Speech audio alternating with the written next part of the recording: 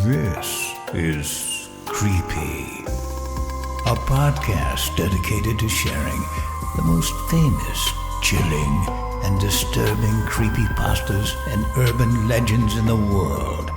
Whether these stories truly happened or are simply fabrications is for you to decide. These stories may contain graphic depictions of violence and explicit language. Listener discretion is advised. Creepy presents The People of the Sea, written by Michael Whitehouse. A legend says that on the wind of the North Atlantic, there's carried a key to a strange land, a place of unequal beauty and unparalleled nightmare. For too long, I thought those stories were the product of whimsical minds, lazy lips espousing wishful dreams about what truly lies beyond the horizon. Now, I know that, like most legends, a seed of truth has long been planted in the cultural memory of our ancestors. Some intrepid soul had once entered that forbidden land, perhaps more than once. It just so happens that I am the most recent guest, invited or kidnapped. Choose whichever suits your interpretation. It was near the Isle of Lewis, off the northeast coast of Scotland, where I first encountered that land. Lewis is in the far corner of the United Kingdom and, with its sprawling grassy lowlands, faces the oncoming winds from the Atlantic. Seas swell, tides beat against the rocky shore, and the people who inhabit this part of the world are rugged, kind, and stoic. Unfortunately, my contact with the people there lasted only a few days. After a scenic stay in the Moorsgale house, I traveled by car and then boat across the water to Little Bernera. This remote island is uninhabited. Perhaps the reason that its secrets have remained hidden for so long. No permanent population has lived there since the 1800s, but evidence for its original inhabitants reaches far back into the midst of time. Forgotten people with equally forgotten beliefs and, dare I say, sciences. What brought me to the island was my research. I was working on a thesis for my PhD at Strathclyde University, one which I had hoped would forge my name in the annals of British and Scottish archaeology. Suppose that's the American in me. Most of the ancient language of Scotland were long forgotten. The cultures of those people who, thousands of years ago, had once roamed the mountains, glens, and islands of that mysterious country had always held a fascination for me. I wish I had never developed that fascination, for it has led me into the most frightening of places. I will not bore you with my academic work any further. Time is short. Suffice to say, I had developed a theory that, much like several islands that had sunk into the Mediterranean, ancient stories suggested that at one time a large piece of land had collapsed into the dark abyssal sea off the coast of Scotland, taking with it an entire people and its culture. This theory was roundly discredited and mocked by my colleagues. Nonetheless, there were tantalizing fragments of knowledge suggesting this reality. Allusions in ancient texts, depictions of a calamity carved in rock, and even an old folk tale about Dáin en Zamur, a rough translation of which is the people of the sea. With arduous research, I discovered that the Isle of Lewis is most likely the closest place to where this mysterious land had fallen. Furthermore, Little Bernera was intimately connected with the legend of the sea people and what befell them. This uninhabited island sat in the mouth of a huge sea loch. My research suggested that when the sea people and their land fell into the dark swells of the North Atlantic, that one of its survivors washed up on the shores of Little Bernera eons ago.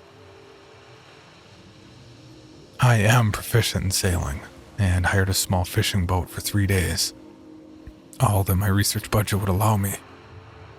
As I approached little Bernera, breathing in the sea air, I marveled at its beauty. An arching bay filled with sand and pebbles welcomed me as I tied my boat to an old weathered mooring. The wind carried itself across the landscape, covering the surroundings in a sharp, salted scent. On a hill nearby was the only standing building, an old slated fish curing where the local fishermen once processed their catch. But it was not this structure which was the focus of my research. No. It was to the many headstones that dotted the hills as they rose and dipped around me. You see, little Bernera has another secret. The entire island is a graveyard. The Crofton town of Carloway used the island as a burial ground until its residents finally created their own cemetery nearby. They crossed the water and buried their dead in the soil, marking the site with a headstone. Looking around at the wind-swept low-lying hills and rocks that looked out to the infinite depths of the sea, I understood why such a place could be seen as an entryway to the afterlife. I walked up a steeper incline, compass and map in hand, following my notes to a place I dreamed of, the Keystone. This headstone was different from the others as it hid something precious beneath it. I had followed the trail of breadcrumbs and spoke to someone who knew of its location. Perhaps the only person still alive who understood its importance. His name was Gil Haben. His family had long protected a secret. It was rumored that they were descended from a local elder who was among the people who found the survivor of the calamity on their shores. Ever since, the family had kept hidden evidence of that survivor, now interred beneath a fake gravestone. Gil Haben, by this time an alcoholic, had no love for his family's duty and was quite happy to spill the beans on the grave's location for a few £100s. I obliged in paying, and the information he gave me led to that very spot on the windswept soil and rock of Little Bernera. As I reached the crest of a hill, I saw that it dipped down on the other side by several feet. At the bottom of that depression, there was a hole in the ground, cast in shadow away from the sun, which was now beginning to dip in the sky. My heart sank at what I saw. I leapt down the hill to take a closer look. The hill was there all right, just big enough for someone to slip inside. But I feared that what was underground had been disturbed. Taking a torch, I shone it into the darkness and could see that the headstone now lay broken on the floor about 15 feet beneath the opening. Had a competitor gotten there before me, or had the grave simply caved in? In any case, I'd intended to discover what relics the grave hid, and I was enthralled by what appeared to be an underground tomb beneath the grassy depression. I'd come prepared for a subterranean sojourn, as the old stories had suggested I might find such a place. Indeed, my supplies would allow me to stay on the island for several days, packed away in my trusty backpack which had accompanied me on many an adventure, alongside my sample containers and a good book to read by a fire at night. With some rope tied to another headstone, I lowered myself into the darkness.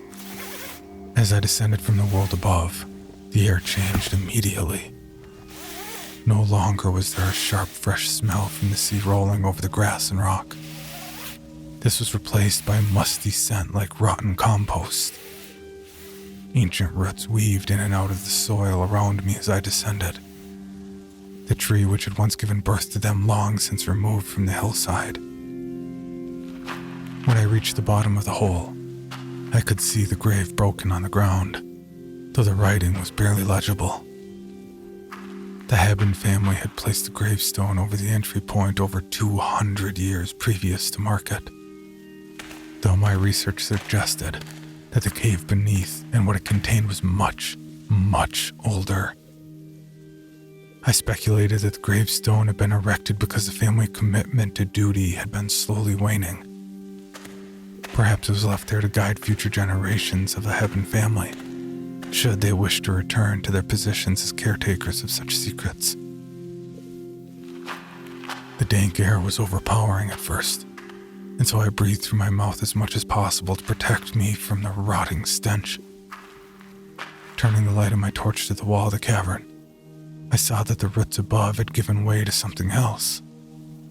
The walls were lined with a strange material, what looked like leaves of intricate metal, perhaps a copper alloy of some kind, though darker. Each leaf was about 10 centimeters across, and they were layered on top of each other like the surface of a hedgerow in spring. The metal itself had been inscribed with strange symbols which I did not recognize. It must have taken years to have created the unusual design. Thousands of metallic leaves, cold and still in the darkness of time. Thoughts of sunlight were far from my mind. Only the chase mattered. I had to find evidence for my theories about the people of the sea, to prove the doubters wrong. How I wish now I had not pushed forward.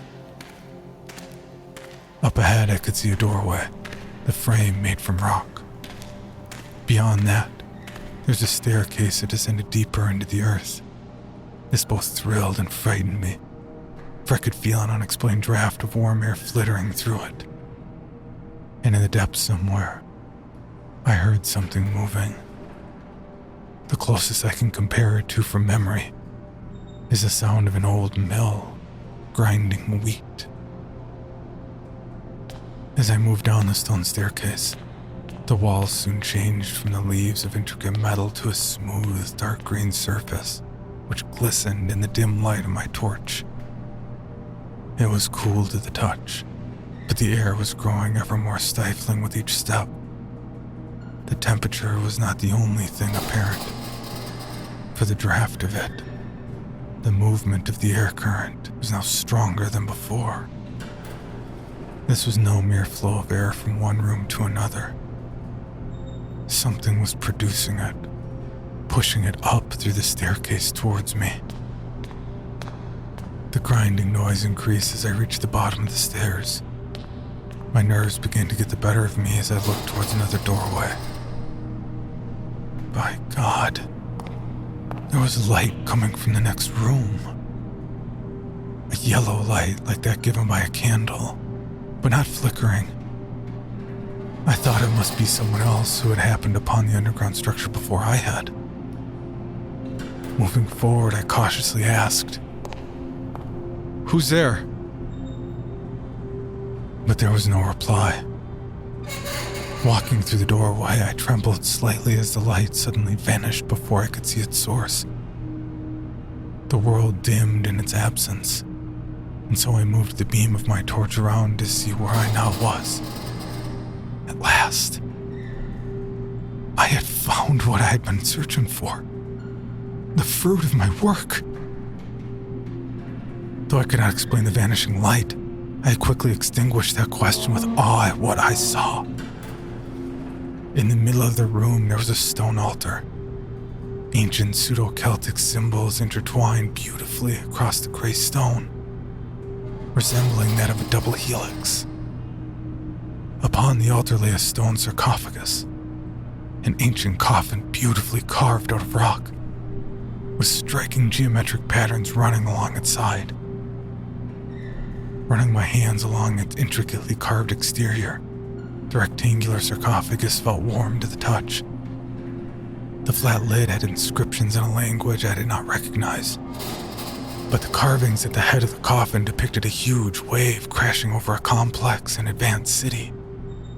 The citizens were fleeing through the streets between tall buildings. There was more evidence to suggest that the lost people from the sea were real. And, if my research was correct, that the sarcophagus held the remains of a body washed up on the shore of Little Bernera more than 3,000 years ago. I knew that my discovery would now have to be carefully vetted by a team of archaeologists. So I took some photos on my phone of the stone sarcophagus and readied myself to study further inscriptions on part of the surrounding dark green walls. As I stood there marveling at their artistry and pondering their meaning, I heard something that chilled me to the bone. The sound of stone on stone. I shuddered as I turned, and what I saw utterly terrified me. The lid of the sarcophagus had moved. There was now a definitive gap exposing the interior of what was contained therein. Call it madness, call it stupidity. Though I was terrified, I had to see what was inside, persuading myself that some unknown mechanism or pressure change had shifted the stone lid. I walked back to the sarcophagus and peered into the darkness.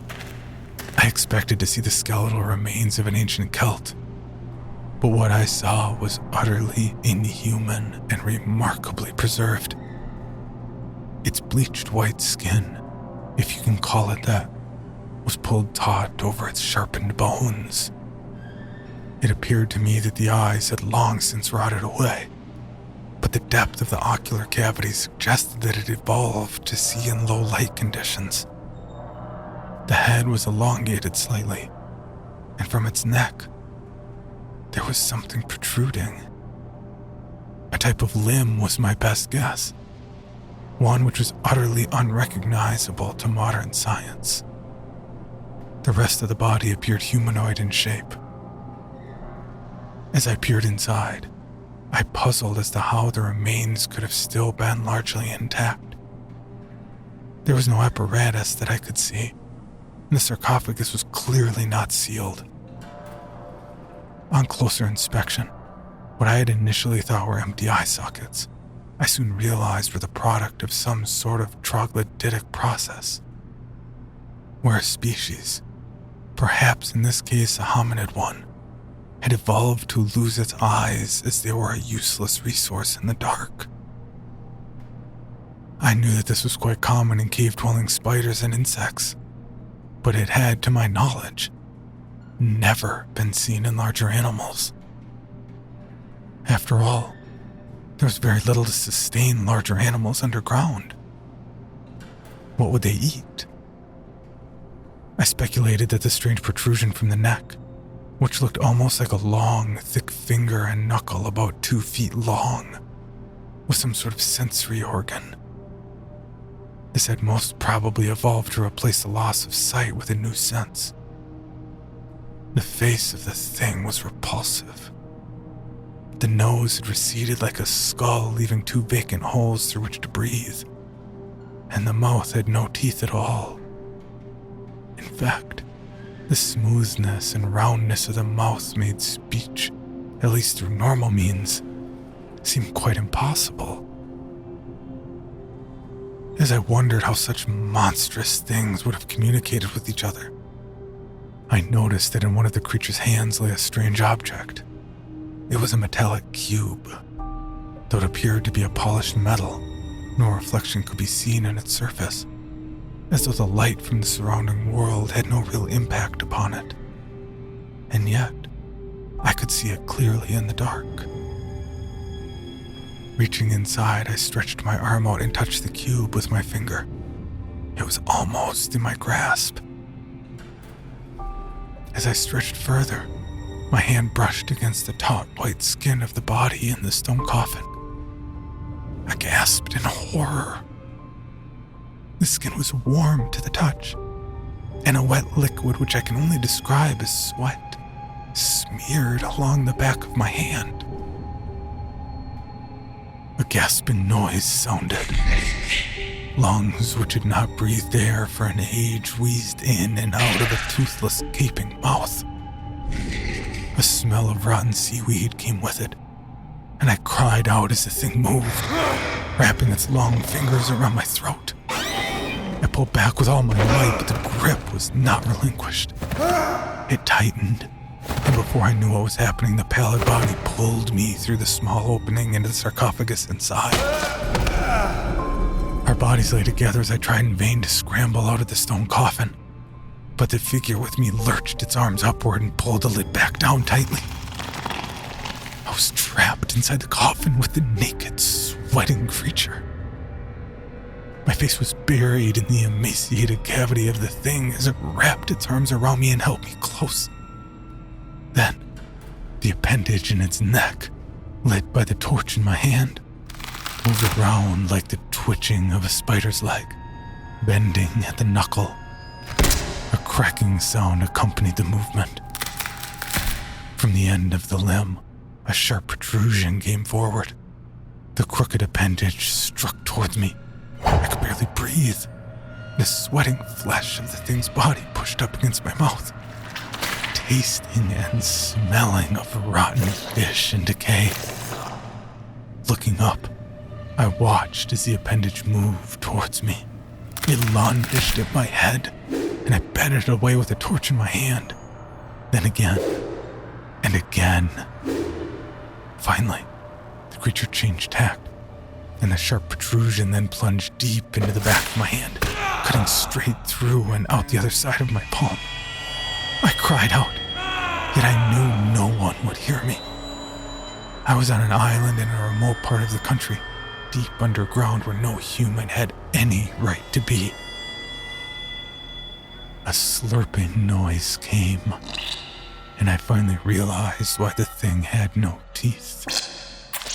The appendage in its neck was used to putrefy the innards of other things, so that it could suck the juices dry. I felt something hot inside my hand as the insides were turned into necrotic fluid. The appendage pulled out and then searched for somewhere more succulent. It was in that moment, that brief pause between being eaten alive, that I reached down with my other hand and grabbed the metallic cube. It was now ice cold to the touch and heavy. Lashing out, I thrust the cube into the empty eye cavities of the thing in the sarcophagus, and then nothing. A strange abyss awaited me. The darkness consumed my thoughts momentarily, and I was aware of hideous entities outside of imagination. Creatures and intelligences far beyond the rim of understanding. Then, a flash of light. I was outside and the creature was gone. But such a place I had never dreamed of seeing. A strange volcanic landscape revealed itself. Black rocks dotted the world around me, many of them reaching up towards the sky, uneven and worn. My hand was badly injured, and I could no longer move my fingers. The metallic cube was nowhere to be seen. I was utterly alone. Dazed, I walked the solid terrain and found nothing familiar to my eyes. If I had not seen the position of the sun, I would have thought I'd been stranded on some unknown distant world. Somehow, that metallic cube had sent me to that place. And yet the cube itself did not come along for the ride. At least that horrid thing in the sarcophagus had stayed in its burial chamber and not come with me. Trying to gauge my location, I walked up a steep incline to see the lay of the land. It was then that the true horror of my situation made itself known.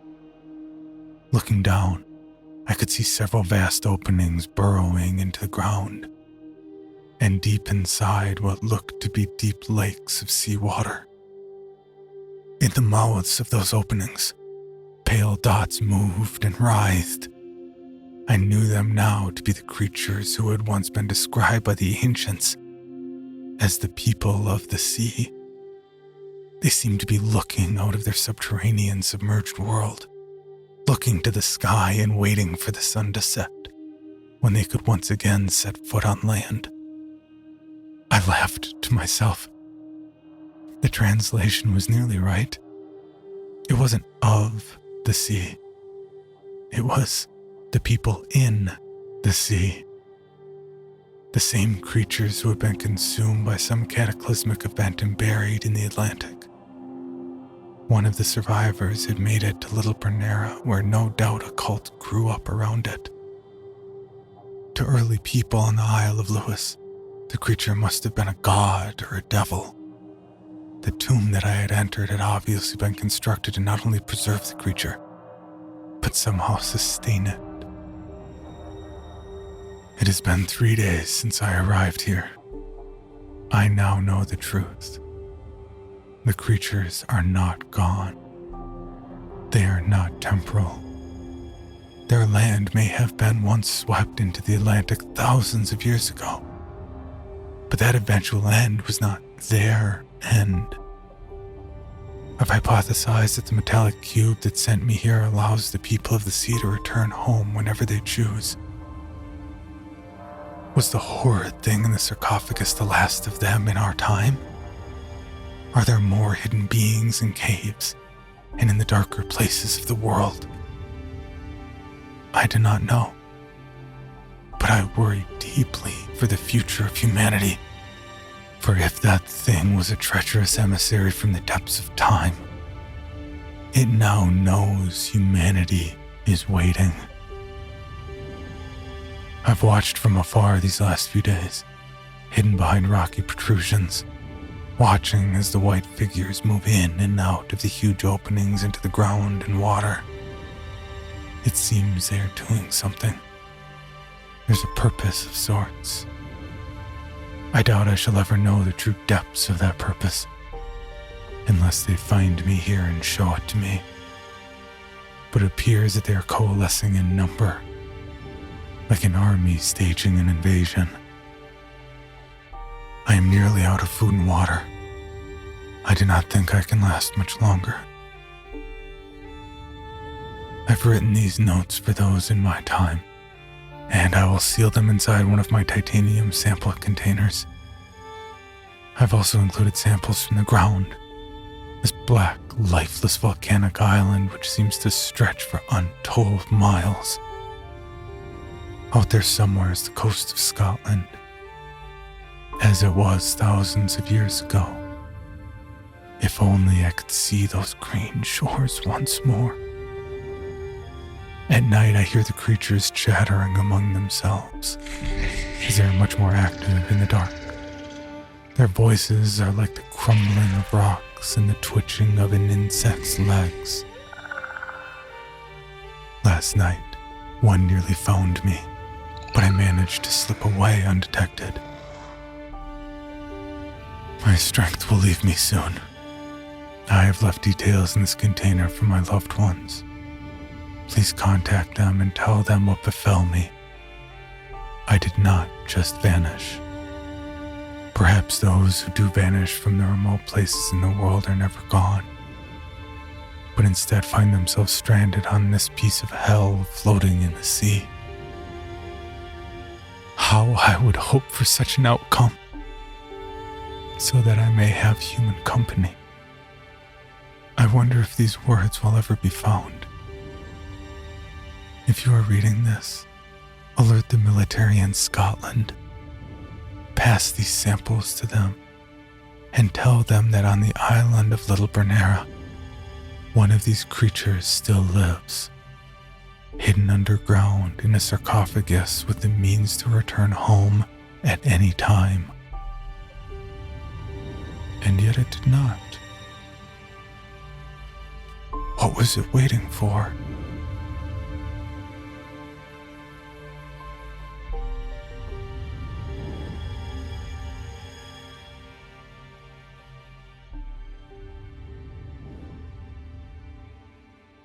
For more information, including pictures and videos of the stories told on this podcast, or to suggest stories for future episodes, please visit us at CreepyPod on Twitter, Instagram, and Facebook, or email us at creepypod@gmail.com. All stories told on this podcast can be found at creepypastawikia.com and are protected by a Creative Commons license. Some rights reserved unless otherwise stated.